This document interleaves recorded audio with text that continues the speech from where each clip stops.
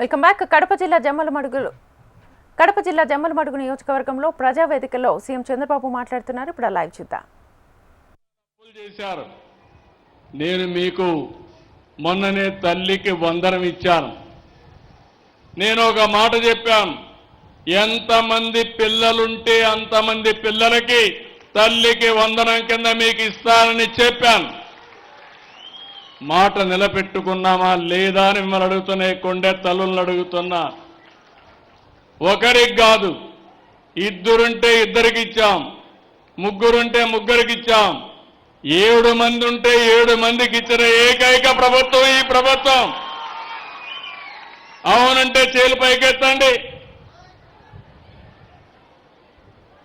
దీనికంటే ఒక తృప్తి. పిల్లలు తల్లిదండ్రులకు భారం కాకూడదు. పిల్లలు లేకపోతే మనం ఏం చేయలేం. అందుకే పిల్లల్ని బాగా చదివించాలనే ఉద్దేశంతో ఒక పక్క పేద పిల్లల్ని చదివిస్తూనే వాళ్ళని ప్రోత్సహించడానికి తల్లికి వందనం కింద 15,000 రూపాయలు ఇచ్చామని చెప్పి కూడా నేను మీకు తెలియజేస్తున్నా. ఇప్పుడే నేను చెప్పినట్టు ఈ కడప జిల్లాలో స్టీల్ ప్లాంట్ వచ్చింది. గాలేరు నగిరి కడప వరకు తీసుకొస్తానని చాలా స్పష్టంగా చెప్పాను. తప్పకుండా ఈ సంవత్సరం ప్రారంభమై రాబోయే సంవత్సరానికి కడప వరకు గాలేరు నగిరి కాలువలు పూర్తి చేస్తాం.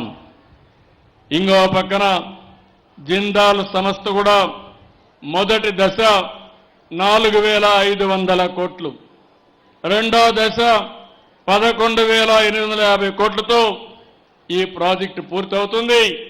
నేను చెప్పినట్టు 29 కల్లా ప్రొడక్షన్ ప్రారంభం అవుతుందని చెప్పి కూడా నేను మీకు తెలియజేస్తున్నా. ఇక్కడి నుంచి నేరుగా మళ్ళీ గండికోటకు వెళ్తున్నా. గండికోట అంటే ఒక సుందరమైన ప్రదేశం, మామూలు కాదు. అమెరికాలో గ్రాండ్ కెనన్ ఉంది, ఇండియాలో గండికోట ఉంది. ఇది ఇండియాకే ఒక గ్రాండ్ కెనన్ మారిగా సుందరమైన ప్రదేశం. ఇది ప్రపంచంలో అతి సుందరమైన ప్రాంతాల్లో గండిపేట 10 అని చెప్పి కూడా నేను మీకు తెలియజేస్తున్నా. దీన్ని ఒక ఆకర్షణీయమైన ప్రాంతంగా తయారు చేయడానికి, అదే మరి ఒక మంచి పర్యాటక కేంద్రంగా తయారు చేయడానికి 80 కోట్ల రూపాయలతో పనులు కూడా ప్రారంభిస్తున్నాం. అక్కడే కృష్ణదేవరాయలు విగ్రహం పెడతానని చెప్పాను. రేపు రాబోయే రోజుల్లో గండికోటలో కృష్ణదేవరాయల విగ్రహం కూడా పెట్టిస్తామని చెప్పి కూడా నేను మీకు తెలియజేస్తున్నా.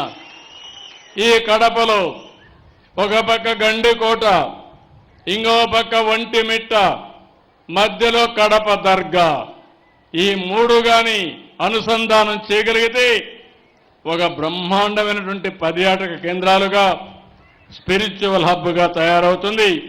ఈ పనులన్నీ చేస్తామని చెప్పి కూడా నేను మీకు తెలియజేస్తున్నా. ఇంకో పక్క ఇక్కడుండే మీ అందరికీ ఒక అవగాహన ఉండాలి. రాయలసీమ ఒకప్పుడు రాళ్ల సీమ అయిపోతుందని, ఎడారిగా మారిపోతుందని మాట్లాడుకున్నాం. అలాంటిది రాయలసీమ రాళ్ల సీమ కాదు, రతనాల సీమగా చేస్తామని చెప్పాం, చేసి చూపిస్తున్నామని చెప్పి కూడా నేను మీకు తెలియజేస్తున్నా. ఈరోజు ఈ ప్రాంతంలో కావాల్సింది నీళ్లు కావాలి. అందుకే మీరు ఒకసారి చూస్తే చరిత్రలో 40 ఏళ్లకు మునుపు ఒక మహానాయకుడు ఎన్టీ రామారావు గారు ఆలోచించిన విధానం,